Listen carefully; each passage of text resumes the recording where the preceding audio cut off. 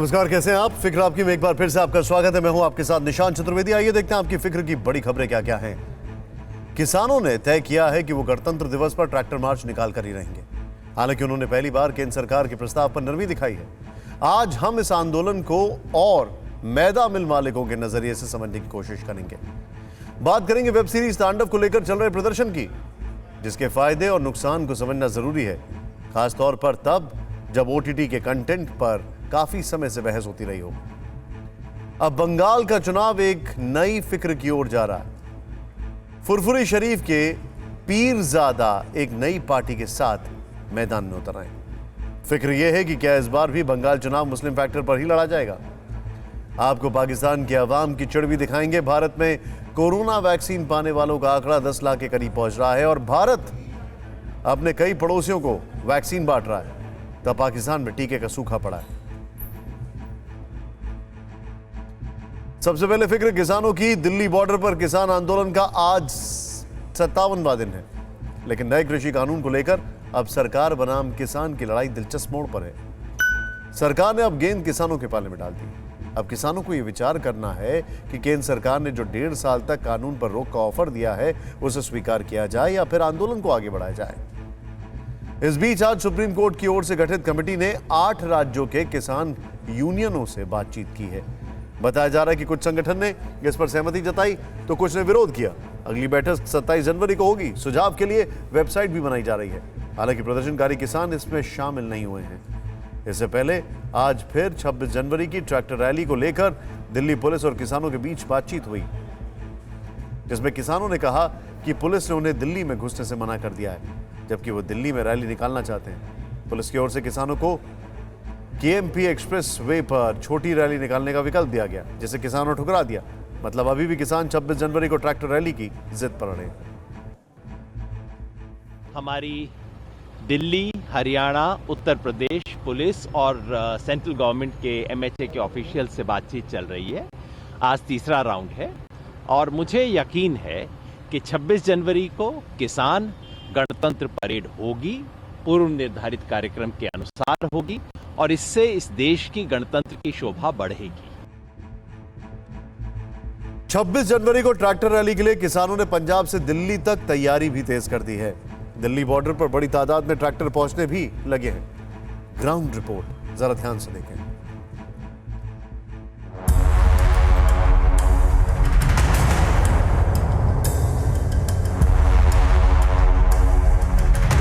करीब 2 महीने से जारी आंदोलन, 10 राउंड बातचीत, सुप्रीम कोर्ट का दखल, लेकिन नतीजा ढाक के 3 पार। प्रदर्शन कर रहे किसान नए कृषि कानून की वापसी से कम पर तैयार नहीं हो रहे और सरकार कानून खत्म करना नहीं चाहती। लेकिन अब नई जंग 26 जनवरी को ट्रैक्टर परेड को लेकर है। देखिए, ये तस्वीर दिल्ली से 450 किलोमीटर दूर पंजाब के अमृतसर की है, जहां 26 जनवरी से पहले ट्रैक्टर मार्च का रिहर्सल किया गया। इस प्रैक्टिस में भारतीय किसान यूनियन के बैनर तले सैकड़ों किसानों ने हिस्सा लिया।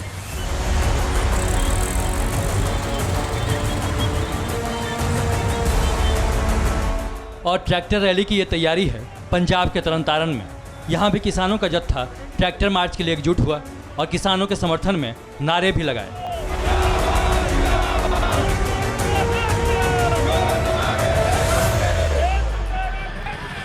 लुधियाना से भी ट्रैक्टर से किसानों का जत्था दिल्ली के लिए निकला। किसान क्रांति का झंडा लगाया ऐसे ट्रैक्टर दिल्ली की सीमाओं पर जुटने लगे हैं। 20 जनवरी को भी ट्रैक्टर रैली के लिए पंजाब से 1140 ट्रैक्टरों में सवार होकर किसान दिल्ली के लिए रवाना हुए। अमृतसर से 850 ट्रैक्टरों का जत्था रवाना हुआ। संगरूर से 250 और मोगा से 40 ट्रैक्टर रवाना हुए। लेकिन सबसे दिलचस्प तस्वीर पंजाब के मोहाली में दिखी। यहाँ डेरा बस्सी गांव में लड़कियों के अलावा महिलाएं, यहाँ तक कि बुजुर्ग महिलाएं भी ट्रैक्टर चलाना सीख रही हैं। इनका मकसद है 26 जनवरी से पहले ट्रैक्टर चलाकर दिल्ली पहुंचना। पंजाब से लड़कियां और महिलाएं भी लगातार किसानों के ट्रैक्टर मार्च के लिए दिल्ली जाने की तैयारी कर रही हैं। मैं इस वक्त पंजाब के डेरा बस्सी के धनोनी गांव में मौजूद हूं। मेरे साथ आप देख रहे हैं 18 साल की हरलीन ट्रैक्टर चलाना सीख चुकी है और दिल्ली जाने के लिए तैयार है। हरलीन, कितने दिन में ट्रैक्टर चलाना सीखी आप? 15 दिनों में। तो कोई दिक्कत आ रही है? आप, मैं देख रहा हूँ ट्रैक्टर तो ठीक ठाक चला रहे हो आप। हाँ जी, कोई दिक्कत नहीं आ रही। तो अब दिल्ली जाने की तैयारी है। हाँ जी। तो 26 जनवरी के ट्रैक्टर मार्च को कामयाब करने की तैयारी है।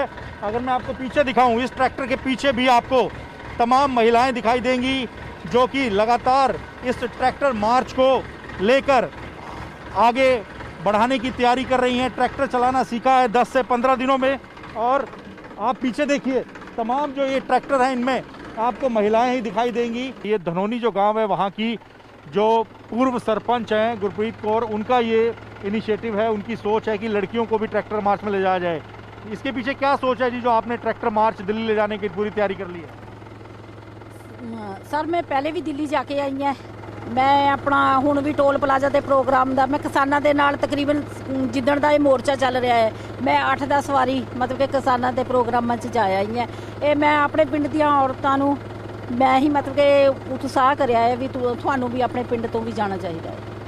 तो आप लोग खुद ट्रैक्टर चलाकर दिल्ली जाएंगे? हाँ जी। कितने दिन में ट्रैक्टर चलाना सीख गई आप? 10 दिन में ही बस सीख गए हम। हमें अब अच्छी तरह से आ गया सीखना, आ गया हमें चलाना। तो दिल्ली जाओगी ट्रैक्टर चला के? हाँ जी, जरूर जाएंगे हम, दिल्ली जाएंगे। 26 तारीख को जाएंगे हम दिल्ली। इधर दिल्ली के सिंघू बॉर्डर पर ट्रैक्टर परेड के लिए तैयारी तेज कर दी गई है। इस वक्त मैं सिंघू बॉर्डर पे मौजूद हूँ। किसान यहाँ पे केंद्र सरकार के तीनों कृषि कानून को लेकर के लंबे वक्त से यहाँ पे प्रदर्शन कर रहे हैं, विरोध कर रहे हैं। और इन किसानों का कहना है कि 26 जनवरी को ये किसान परेड करेंगे, जिसको लेकर के उन्होंने सरकार से भी इजाज़त मांगी है। अभी तक इन्हें इजाज़त नहीं मिली है। जो किसान यहाँ मौजूद हैं, इनसे एक बार बातचीत करते हैं। ये बताइए कि आपका नाम क्या, आप कहाँ से आए हैं? मेरा नाम अभिषेक है, मैं है ना नवाशहर जिले से आया हूँ। ठीक है, मेरा गांव खड़कूवाला है। ठीक है, ये बताइए कि जो किसान परेड की जो बात चल रही है 26 जनवरी के दिन, उसकी क्या तैयारी है? हमारी फुल तैयारी है यहाँ जाने की। ठीक है, जो हमारे है ना हुक्म देंगे आगे से हम वो ही करेंगे। ठीक है, कैसे वो कहेंगे आगे जाना है, क्या करना है क्या नहीं करना, हम सोचेंगे। ठीक है, उससे उसके तो क्या यही ट्रैक्टर से आप, इसी ट्रैक्टर से आप जाएंगे? हाँ, इसी ट्रैक्टर के साथ हम जाएंगे।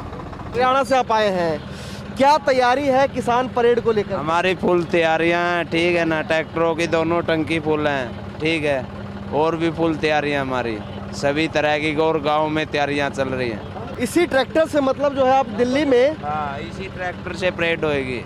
इसी ट्रैक्टर से परेड होगी। और ये पीछे में ये क्या लगवा रखा है? ये अपना म्यूजिक अपने शौक के लिए लगवाया हुआ। पंजाब और हरियाणा के गांव से ऐसे कई ट्रैक्टर दिल्ली के अलग अलग बॉर्डर पर पहुंच चुके हैं। केंद्र सरकार और पुलिस की कोशिश है कि इन्हें ट्रैक्टर रैली करने से रोका जाए, लेकिन इनकी जिद है कि 26 जनवरी को ट्रैक्टर परेड होकर रहेगी।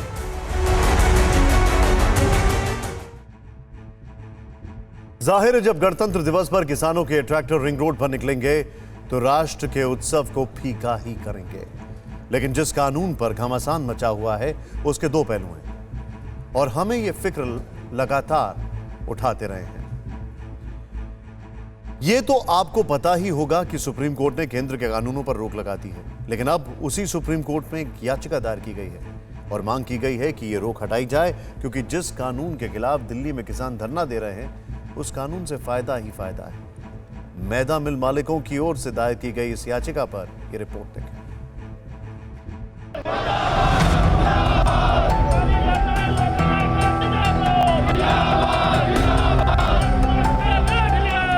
एक तरफ देश के कुछ किसान दिल्ली के बॉर्डर पर धरने पर बैठे हैं, आंदोलन कर रहे हैं, केंद्र के 3 कानूनों को रद्द करने की मांग पर अड़े हैं।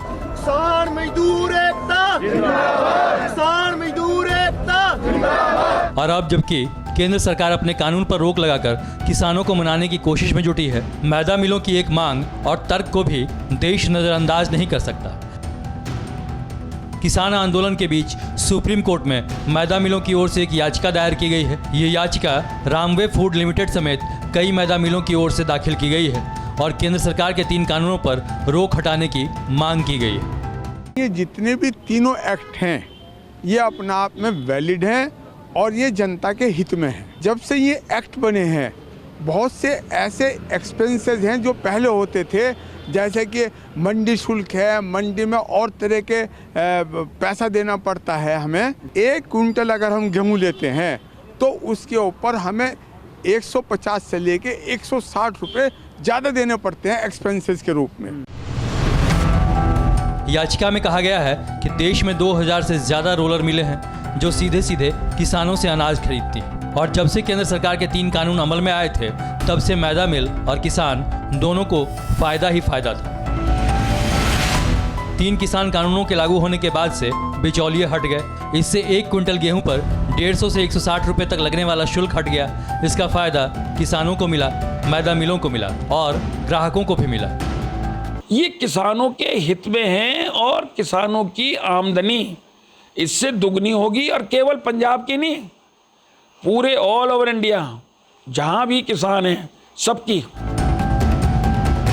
सुप्रीम कोर्ट ने तीनों कृषि कानूनों की संवैधानिक वैधता पर सवाल उठाने वाली याचिकाओं पर सुनवाई करते हुए हाल ही में इन कानूनों को लागू करने पर रोक लगा दी थी। साथ ही किसानों और सरकार के बीच बातचीत और कानूनी राय देने के लिए 4 सदस्यीय समिति गठित कर दी थी। लेकिन इसके अगले ही दिन समिति के एक सदस्य ने समिति से खुद को अलग कर लिया। अब सरकार भी किसानों को ये प्रस्ताव दे चुकी है कि वो तीनों कानूनों को 1.5 साल तक स्थगित रखकर एक समिति का गठन कर बातचीत करने को तैयार है।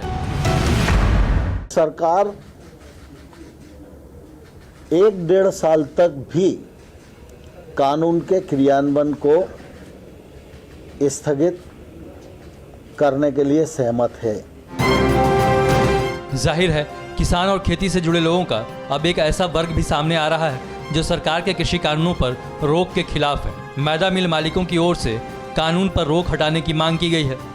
लेकिन जब फिक्र अन्नदाता की हो तो हमने किसानों से भी पूछा कि क्या वाकई कानून पर रोक उन्हें भी नामंजूर है। मोदी सरकार ने जो बिल जो पास किया है वो मतलब यह कि होना चाहिए, क्योंकि हम अपनी फसल में जो भी उत्पन्न होता है उसे हम कहीं भी ले जाके बेच सकते हैं, उसमें हमें फ़ायदा मिलेगा। ये हमारे हित में बिल है, लागू होना चाहिए। ये किसान बिल को लेके जो संभावनाएं सरकार ने जो बताई हैं कि आपकी आय दोगुनी होगी, आप कहीं पर भी पूरे देश के अंदर अपनी फसल को बेच सकते हैं। तो ये अपॉर्चुनिटी है।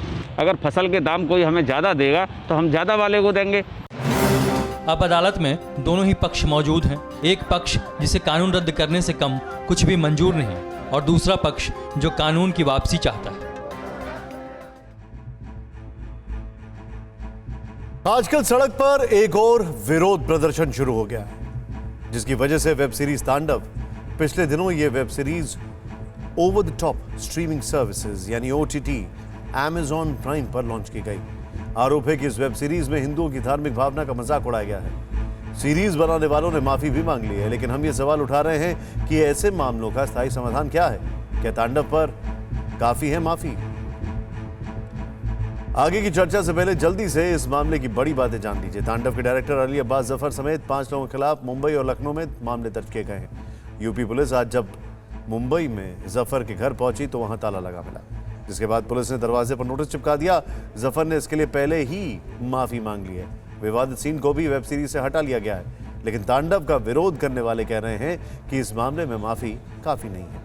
हम चाहते हैं कि यहां जो भी बात हो न केवल भावना के आधार पर बल्कि तर्कों के आधार पर भी हो। संविधान के अनुच्छेद 25(1) के मुताबिक भारत में प्रत्येक व्यक्ति को किसी भी धर्म को मानने का और उसके अनुसार आचरण करने का अधिकार है। इसका मतलब यह हुआ कि आपको अपनी धार्मिक भावना के साथ इस देश में अपना जीवन जीने का अधिकार है। लेकिन इसी संविधान का अनुच्छेद 19 कहता है कि देश के हर व्यक्ति के पास अभिव्यक्ति की स्वतंत्रता का अधिकार है, यानी वो किसी भी तरह के विचार और सूचना के आदान प्रदान के लिए स्वतंत्र हैं। तो क्या यह मान लिया जाए कि आप किसी फिल्म के जरिए या किसी वेब सीरीज के जरिए कुछ भी कहने के लिए आजाद हैं? अब देखिए, इसका जवाब है इंडियन पीनल कोड यानी भारतीय दंड संहिता की धारा 153A, जिसमें कहा गया है कि अगर कोई आदमी धर्म, स्थान या भाषा के आधार पर 2 समुदायों और समूह के बीच सौहार्द बिगाड़ने का अपराध करता है तो उसे सजा हो सकती है। इसी तरह आईपीसी की धारा 295 कहती है कि आपके किसी काम से किसी वर्ग के धर्म का अपमान होना नहीं होना चाहिए। यहां आपको जानना यह भी चाहिए कि वेब सीरीज तांडव के डायरेक्टर अली अब्बास जफर और दूसरे लोगों के खिलाफ जिन धाराओं के तहत केस दर्ज हुए हैं उनमें धाराएं भी शामिल हैं, यानी एक बारीक रेखा है जिसकी पहचान जरूरी है। पहले रिपोर्ट देख लीजिए, उसके बाद हम इस बात को आगे बढ़ाएंगे।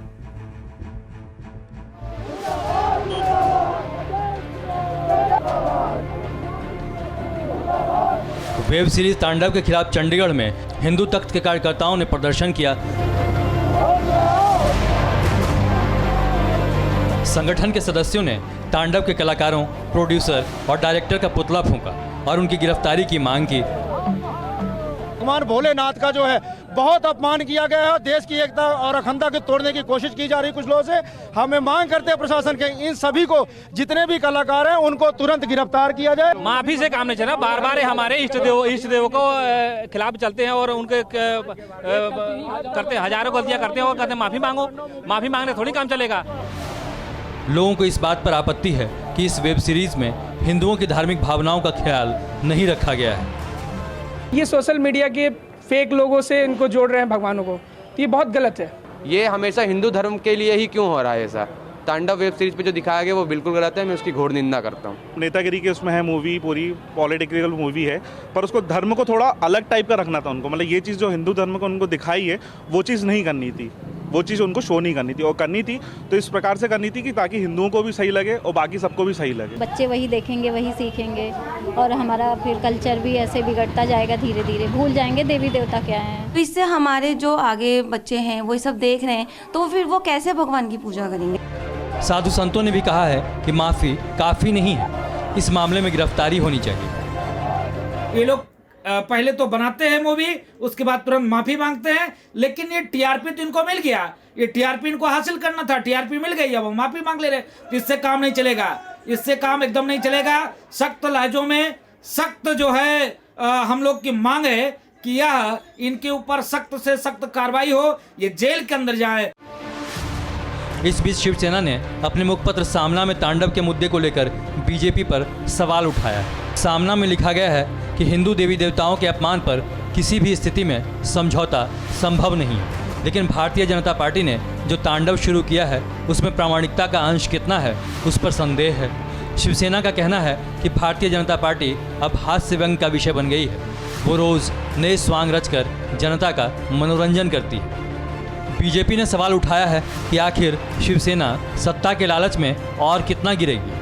हमारे देवी देवताओं के आस्था के साथ जो खिलवाड़ कर रहा है उसे शिवसेना बचाने का दुष्कर्म कर रही है। यह मनोरंजन का विषय हो नहीं सकता। यह हास्य यदि शिवसेना को लगता है तो वो कितने वोटों की राजनीति के लिए गिर गए हैं ये सामने आता है।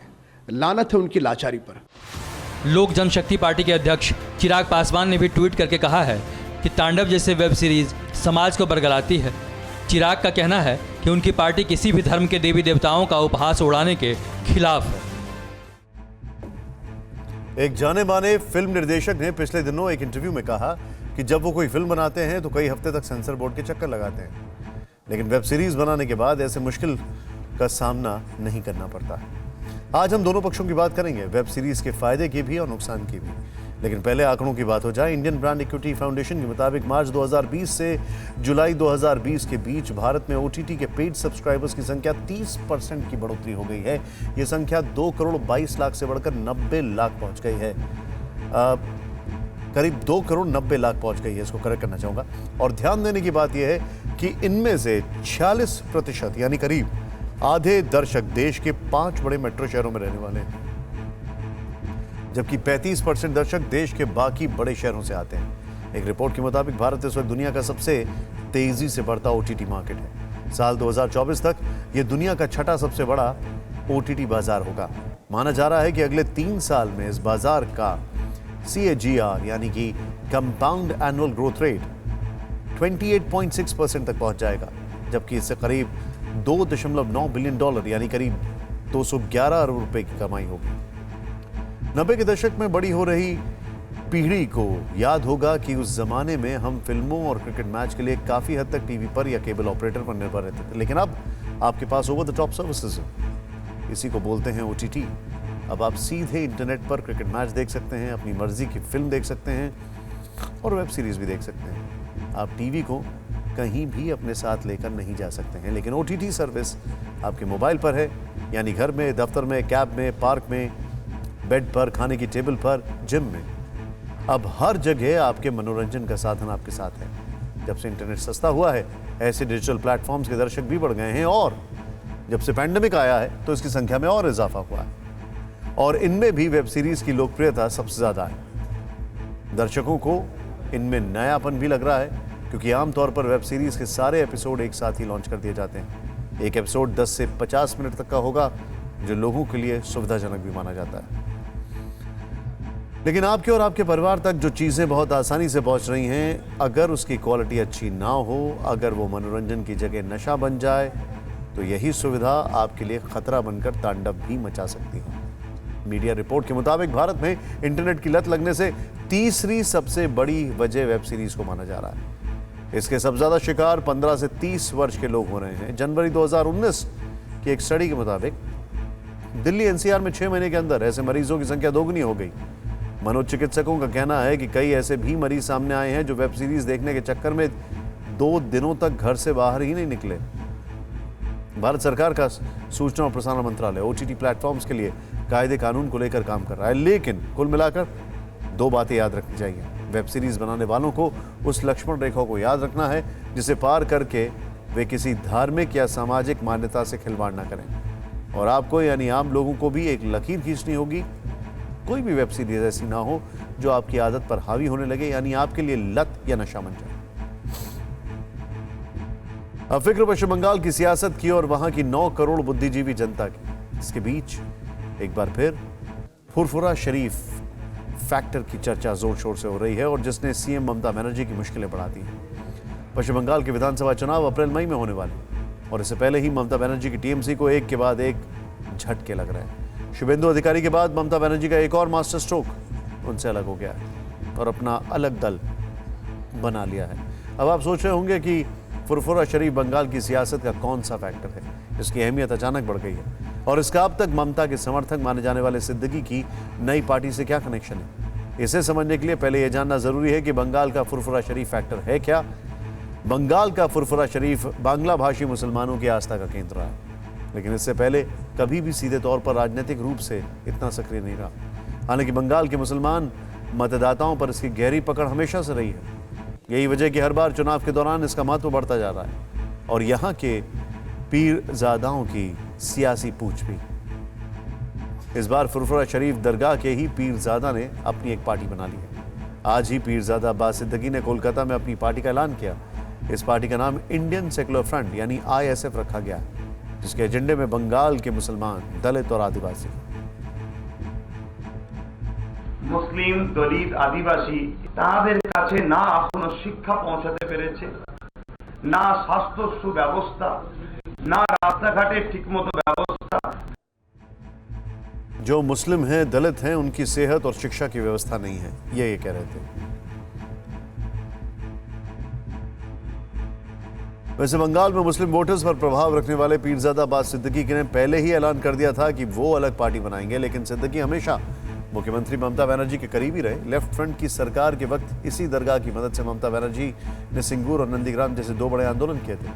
अब अब्बास सिद्दीकी के अलग संगठन बनाने से राज्य के चुनावी समीकरण बदल सकते हैं। इसे ऐसे भी समझ सकते हैं कि बंगाल में लगभग 30% मुस्लिम मतदाता हैं। इनमें से कम 24% बंगाली भाषी मुस्लिम हैं, जिनका बंगाल की 100 से ज्यादा सीटों पर सीधा प्रभाव है।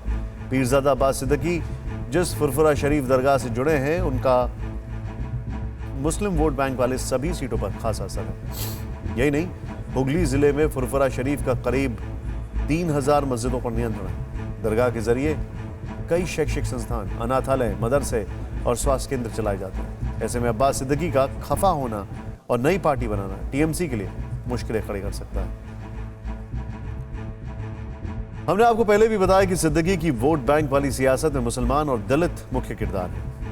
नई पार्टी के ऐलान के वक्त सिद्दीकी ने भी 2 टूक कहा कि उनकी पार्टी पश्चिम बंगाल में रहने वाले मुसलमानों, दलितों और आदिवासियों के लिए एक मंच होगी, और सिद्दीकी की पार्टी बंगाल विधानसभा चुनाव में 80 सीटों पर लड़ेगी। लेकिन पीरजादा सिद्दीकी ने स्पष्ट किया है कि वो व्यक्तिगत रूप से चुनाव नहीं लड़ेंगे।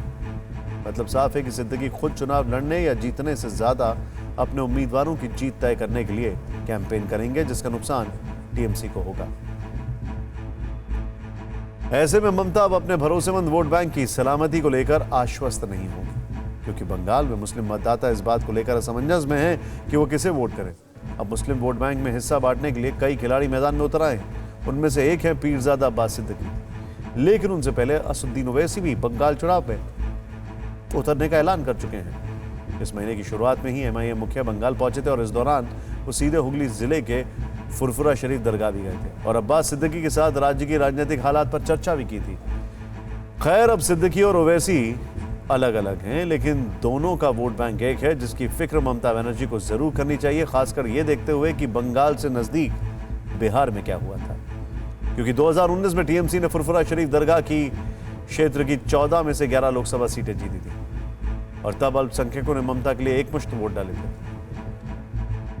अब तय है कि बंगाल में 30वीं सदी अल्पसंख्यक वोटों में हिस्सेदारी को लेकर कड़ा मुकाबला होने वाला है, जिससे बीजेपी को फायदा हो सकता है। लेकिन बंगाल की सियासत को समझने वाले ये भी कहने हैं कि वोट के बढ़ते दावेदारों ने मुसलमानों को अलर्ट जरूर कर दिया है, उन्हें वोट बंटने का डर है। अगर ऐसा हुआ तो एक बार फिर मुसलमानों का एकमुश्त वोट टीएमसी को पड़ सकता है, लेकिन ये आसान नहीं होगा। बीजेपी बंगाल को लेकर कोई कोर कसर नहीं छोड़ रही। आज बीजेपी के नेताओं ने चुनाव आयोग के साथ बैठक में भी वोटर्स लिस्ट में को ऑडिट करने की मांग की। बीजेपी का आरोप है कि बॉर्डर वाले इलाकों के वोटर लिस्ट में बांग्लादेशियों और रोहिंग्यों को एंट्री दी गई। बॉर्डर इलाका में काफ़ी संख्या में नए लोगों की वोटर लिस्ट में नाम आई है। हमारा पूरा यकीन है कि रोहिंग्या और घुसपैठिया का नाम करीब 4-5 लाख लोगों को इंक्लूड हुआ है 22 लाख में। इस पर ध्यान दिया जाए, जहां स्वाभाविक वृद्धि हुई है वोटर की, उसमें छानबीन करके उनको निकाला जाए और ऐसे लोगों को दंडित भी किया जाए जो इस काम में लिप्त हैं। सवाल यह है कि आपने सिस्टम जैसे क्यों बनाए कि किसी को भी बहुत इजीली आधार कार्ड मिल जाता है, वोटर आई कार्ड मिल जाता है, राशन कार्ड मिल जाता है। सिस्टम्स में तो कोई खामी है ना। जाहिर है दक्षिण बंगाल का हुगली इस बार ममता बनर्जी और टीएमसी की जोर आजमाइश का केंद्र बन गया है। हुगली में ही आज बीजेपी युवा मोर्चा के 3 नेताओं को गिरफ्तार किया गया है। इन लोगों ने बुधवार को हुगली की एक रैली में आपत्तिजनक नारे लगाए थे। यह रैली भी बीजेपी नेता शुभेंदु अधिकारी की थी। फिलहाल पश्चिम बंगाल की राजनीति में घमासान जारी है। ओवैसी और सिद्दीकी एम फैक्टर की दावेदारी कर रहे हैं, तो ममता एम फैक्टर को बचाए रखने की। लेकिन बंगाल की 9 करोड़ जनता सभी को सोने की तरह परख रही है। ये जानने की कोशिश कर रही है कि कौन 100% शुद्ध है और कौन मिलावटी। अब फिक्र कोरोना की, लेकिन पहले आपको एक दुखद खबर बता दें कि देश में वैक्सीन बनाने वाली सबसे बड़ी कंपनी जो इस वक्त कोरोना वैक्सीन को लेकर मशहूर है, उसके पुणे प्लांट में आज आग लगने से 5 लोगों की मौत हो गई। बताया जाता है कि आग अचानक इस प्लॉट के गेट नंबर 1 के पास लगी। देखते ही देखते आग ने बिल्डिंग के बड़े हिस्से को अपनी चपेट में ले लिया, जिसके बाद सीरम इंस्टीट्यूट की इस बिल्डिंग के आखिरी फ्लोर पर फंसे 5 लोगों की मौत हो गई। बाकी लोगों को सुरक्षित निकाल लिया गया है। इस फ्लोर पर कंस्ट्रक्शन का काम चल रहा था। थोड़ी राहत की खबर यह है कि जहां आग लगी वहां वैक्सीन से जुड़ी कोई चीज नहीं रखी थी। लेकिन आपको एक और जानकारी देना बहुत जरूरी है, वो ये है कि जो ऑक्सफोर्ड की वैक्सीन जहां पर बन रही है, वहां पर इंग्लैंड में अभी जो जानकारी आ रही है उसके मुताबिक बाढ़ आ गई है और फैक्ट्री को खतरा पैदा हो गया। खैर, अब बात कोरोना से जंग की करते हैं, जिसमें दिन ब दिन हिंदुस्तान मजबूत होता जा रहा है और वायरस कमजोर होता दिख रहा है। देश में आज कोरोना वायरस के खिलाफ वैक्सीनेशन का 6वां दिन था। स्वास्थ्य मंत्रालय की ओर से जारी किए गए आंकड़ों के मुताबिक अब तक देश भर में 9,99,000 से ज्यादा लोगों को कोरोना वैक्सीन दी जा चुकी है। तो दूसरी ओर जिस तरह मजबूती से पिछले 1 साल से हिंदुस्तान कोरोना से लड़ रहा है, उसका नतीजा यह है कि 7 महीने बाद कोरोना के एक्टिव मामले 2 लाख के नीचे पहुंच गए हैं और देश में 8 महीने बाद कोरोना संक्रमण की वजह से एक दिन में होने वाली मौत का आंकड़ा भी पिछले 3 दिन में 150 के करीब ही रहा है। एक और कोरोना वायरस पर वैक्सीन का प्रहार जारी है। लगातार बढ़ती जा रही सावधानी और तैयारियों का नतीजा है कि वायरस के अंत का आगाज हो चुका है और वो दिन दूर नहीं जब हालात नॉर्मल हो जाएंगे। लेकिन एक बात आपको और बता दें, आज एकाएक भारत में कोरोना के मामले फिर से बढ़ गए।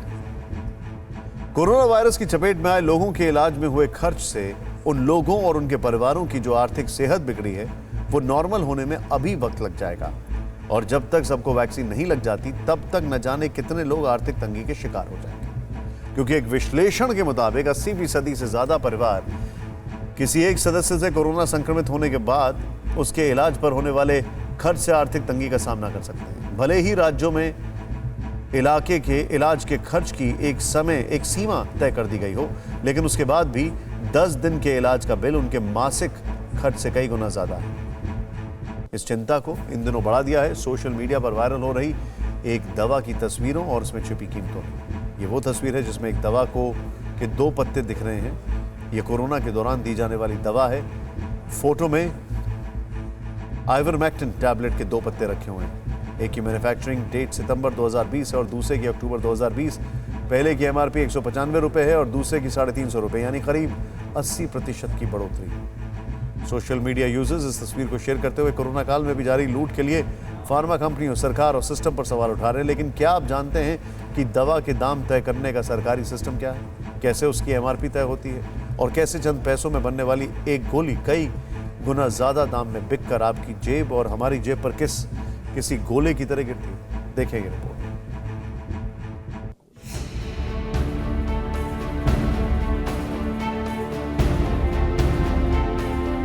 भारत में दवा मरीजों का इलाज भी करती है और उन्हें मर्ज भी देती है। महंगी दवाएं खाकर भले ही मरीज ठीक हो जाएं, लेकिन उसकी और उसके परिवार की आर्थिक सेहत बुरी तरह बिगड़ जाती है। इलाज और दवा पर होने वाले खर्च की वजह से देश में हर साल 3 करोड़ 8 लाख लोग गरीबी रेखा से नीचे चले जाते हैं। ये दर्द लोगों को उन गोलियों से मिलता है जो एक ओर उनकी बीमारी दूर करने के काम आती हैं, लेकिन दूसरी ओर जेब पर गोले की तरह गिरकर उन्हें आर्थिक तौर पर बीमार बना देती हैं। और कोरोना काल में भी ये बदस्तूर जारी है। सोशल मीडिया पर वायरल आइवरमेक्टिन 12 mg टैबलेट के पत्ते की तस्वीरों के मुताबिक सितंबर 2020 मैन्युफैक्चरिंग डेट वाली एक गोली की कीमत 19 रुपए 50 पैसे बैठती है, जो अक्टूबर 2020 की मैन्युफैक्चरिंग डेट वाले पैक में बढ़कर 35 रुपए प्रति गोली हो जाती है। लेकिन आप चौंक जाएंगे कि इसी आइवरमेक्टिन 12 mg टैबलेट की अलग अलग कंपनियों में बनी एक गोली की एमआरपी 1 रुपए 70 पैसे से लेकर 58 रुपए 50 पैसे तक है। यह सिर्फ एक दवा की कहानी नहीं है, बल्कि सैकड़ों दवाओं की है जो हिंदुस्तान में बनती हैं, बिकती हैं। देश में दवाओं की कीमत नियंत्रित करने के लिए NPPA यानी नेशनल फार्मास्यूटिकल प्राइसिंग अथॉरिटी है। देश में 10,000 से ज्यादा दवाइयां बनाई और बेची जाती हैं, लेकिन इनमें से सिर्फ 874 एसेंशियल ड्रग की कीमतों को सरकार कंट्रोल करती है। मतलब यह है कि 874 को छोड़कर बाकी दवाओं को फार्मास्यूटिकल कंपनियां कहने के लिए तो एमआरपी पर बेच रही हैं, लेकिन हकीकत में मनमाफिक दाम वसूल रही हैं। लेकिन ये एमआरपी तय कैसे होती है, अब ये समझ लीजिए। फार्मा कंपनियां दवा बनाती हैं, इनमें से सरकार कुछ दवाओं की एमआरपी तय करती है, कुछ की नहीं। कंपनियां अपनी लागत और मुनाफा जोड़कर डिस्ट्रीब्यूटर को देती हैं। डिस्ट्रीब्यूटर 16% मार्जिन पर रिटेलर्स को देते हैं और रिटेलर्स 8% मार्जिन पर बेचते हैं। देश में करीब 3000 फार्मास्यूटिकल कंपनियां दवा बनाती हैं। इनमें 90% से ज्यादा प्राइवेट कंपनियां हैं। इन प्राइवेट कंपनियों के दांव पेच इतने शक्तिशाली और सरकार के कानून इतने कमजोर हैं कि भारत में मरीजों का मर्ज से पीछा छूटने के बाद भी महंगी दवाओं का दर्द सालों साल चलता रहता है। ऐसे में सवाल यह है कि आखिर महंगी दवाओं के जंजाल से आप और हम कैसे बच सकते हैं? तो उसका जवाब है ब्रांडेड दवाओं की जगह जेनरिक दवाओं का इस्तेमाल। एक फैक्ट मैं आपको बता दूं, जेनरिक दवाओं की अगर बात की जाए तो भारत में जेनरिक दवाइयां दुनिया में सबसे ज्यादा बनती हैं। एक और शहर, एक और जगह है, वो है इटली, वहां पर भी ऐसा होता है। आखिर ये जेनरिक दवाएं क्या हैं? क्या ये ब्रांडेड दवाओं जितनी ही कारगर होती हैं? और क्यों जेनरिक दवा को ढूंढना सागर में मोती चुनने जैसा है? देखें रिपोर्ट।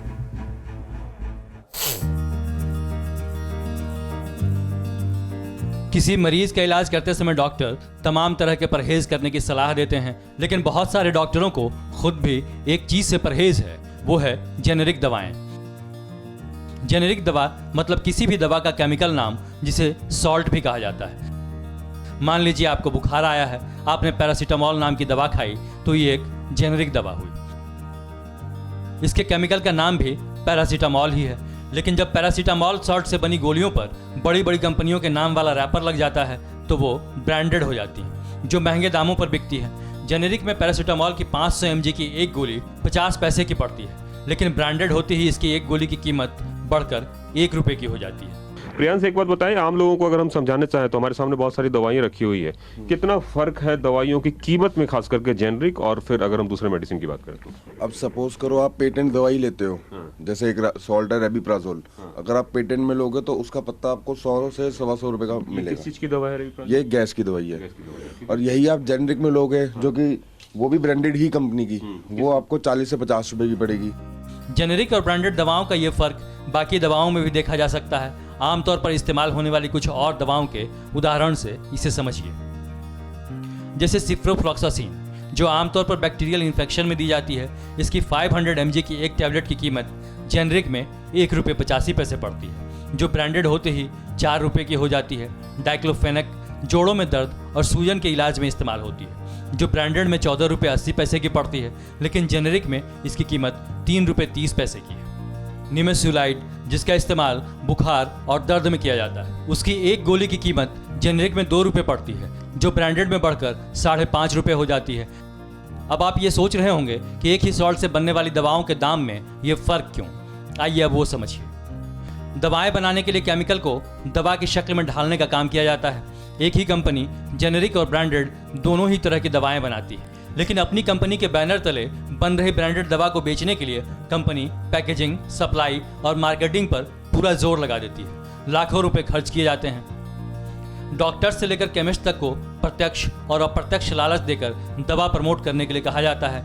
नतीजा ये होता है कि जब मरीज उन डॉक्टरों के पास पहुंचता है जिन पर दवा कंपनियां मेहरबान होती हैं, तो वो डॉक्टर जेनेरिक दवा की जगह ब्रांडेड दवाएं लिखकर दवा कंपनियों का कर्ज उतार देते हैं। और दूसरी ओर अगर साधारण केमिस्ट शॉप पर जाकर कोई जेनेरिक दवा मांग लें तो वो इनकार कर देते हैं। अपने देश में 6 से 8 लाख मेडिसिन की दुकानें, उसमें से सिर्फ 3, 4, 5 हज़ार दुकान ये जन औषधि दुकान है, यानी 1% से कम।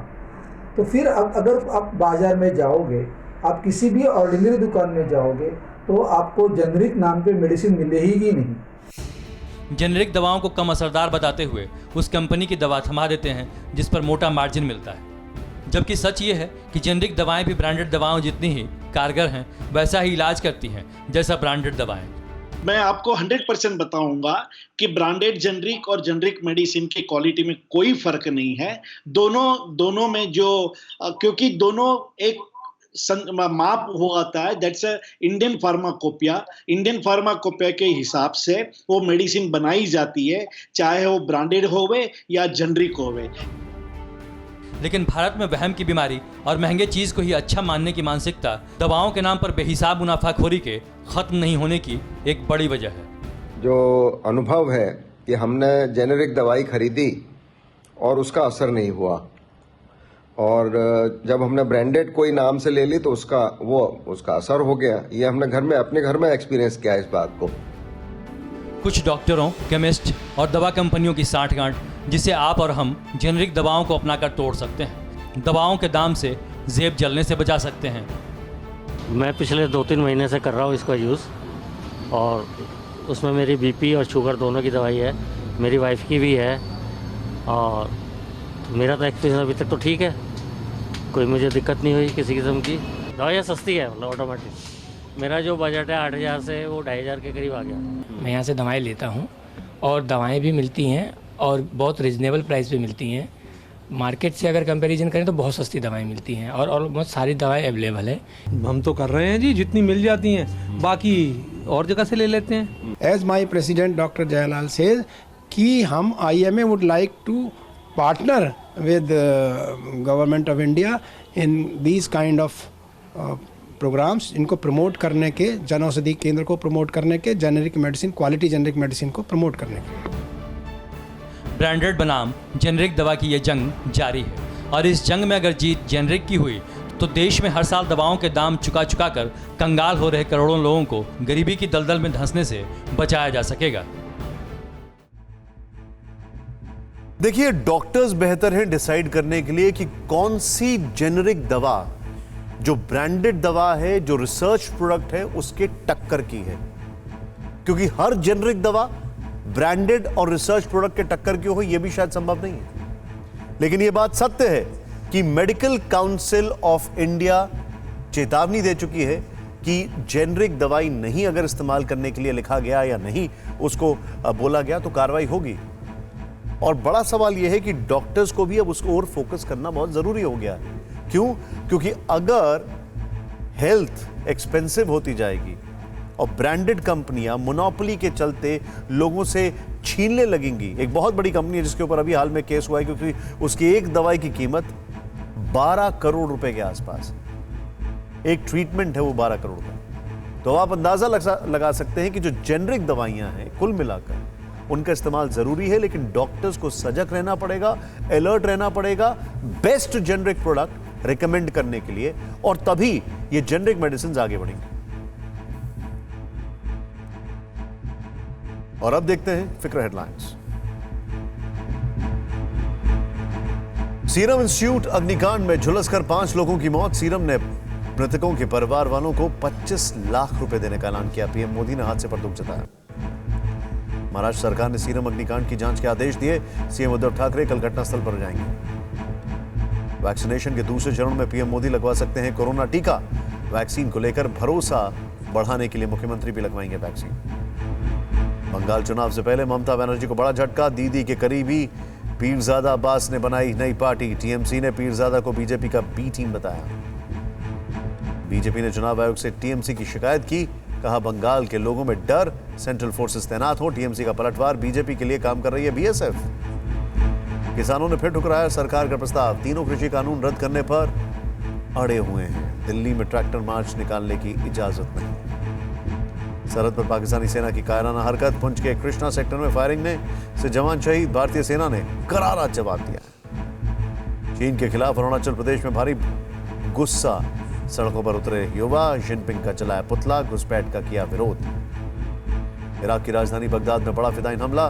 बड़े बाजार में हमलावरों ने खुद को उड़ाया। 32 की मौत, 100 से ज्यादा घायल। 3 साल के बाद ऐसा हमला। और अब देखते हैं खबरें पॉजिटिव। राजस्थान के जोधपुर में पहली बार भारतीय राफेल ने युद्ध का जौहर दिखाया। भारत फ्रांस की एयरफोर्स के जॉइंट एक्सरसाइज में राफेल ने दुश्मन के एयर स्पेस में घुसने की प्रैक्टिस की और डमी मिसाइलें दागी। वॉर एक्सरसाइज में सबसे पहले दोनों देशों के राफेल जेट ने उड़ान भरी। इसके बाद सुखोई और मिराज भी आसमान में करतब करते नजर आए। जोधपुर का साफ मौसम भी दोनों देशों के पायलट्स को जमकर रास आया। देश में कोरोना कंट्रोल में है। 3 दिनों में ही 19,000 एक्टिव केस कम हुए हैं। अब देश के अलग अलग हिस्सों में 1,89,000 मरीजों का इलाज चल रहा है। इससे कम केस 211 दिन पहले थे, यानी 24 जून के बाद सबसे कम है। तब 1,86,000 मरीजों का इलाज चल रहा था। 26 नवंबर से अब तक सिर्फ एक बार 6 जनवरी को एक्टिव केस में 545 केस की बढ़ोतरी हुई है। वर्ल्ड हेल्थ ऑर्गेनाइजेशन ने भरोसा दिया है कि कोरोना वैक्सीन को लेकर किसी को भी परेशान होने की जरूरत नहीं है। सभी तक कोरोना की वैक्सीन पहुंचाई जाएगी। WHO की असिस्टेंट डायरेक्टर जनरल मेरिएंजेला सिमाओ ने कहा कि हम हर देश, हर आबादी तक वैक्सीन पहुंचाने के लिए लगातार काम कर रहे हैं। भारतीय राइड शेयरिंग कंपनी ओला इलेक्ट्रिक व्हीकल मैन्युफैक्चरिंग में तेजी से कदम बढ़ा रही है। ओला ने तमिलनाडु में भारत का सबसे एडवांस्ड EV मैन्युफैक्चरिंग प्लांट लगाने के लिए सीमेंस के साथ साझेदारी की है। पिछले महीने ही ओला ने तमिलनाडु सरकार के साथ राज्य में अपना पहला प्लांट लगाने के लिए 2,400 करोड़ की डील पर साइन किया। पड़ोसी पहले की पॉलिसी के तहत भारत ने अपने करीबी देशों को वैक्सीन की सप्लाई शुरू कर दी है। इसके तहत सबसे पहले वैक्सीन की खेप मालदीव और भूटान पहुंचाई गई। विदेश मंत्री S जयशंकर ने दोनों देशों में पहुंची वैक्सीन की फोटो सोशल मीडिया पर शेयर की। उन्होंने कहा कि ये हमारी खास दोस्ती को दिखाता है। और अब देखते हैं जो है सो है।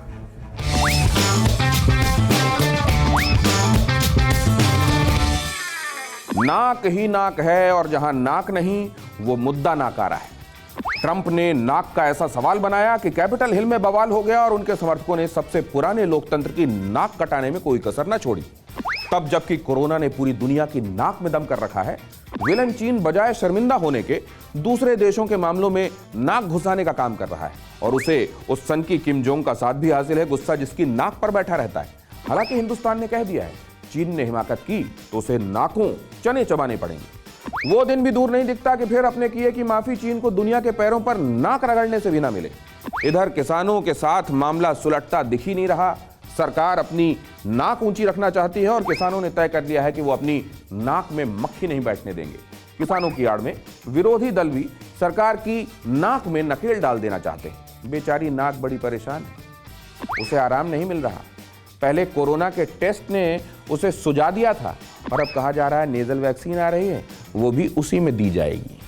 बाकी तो जो है सो है।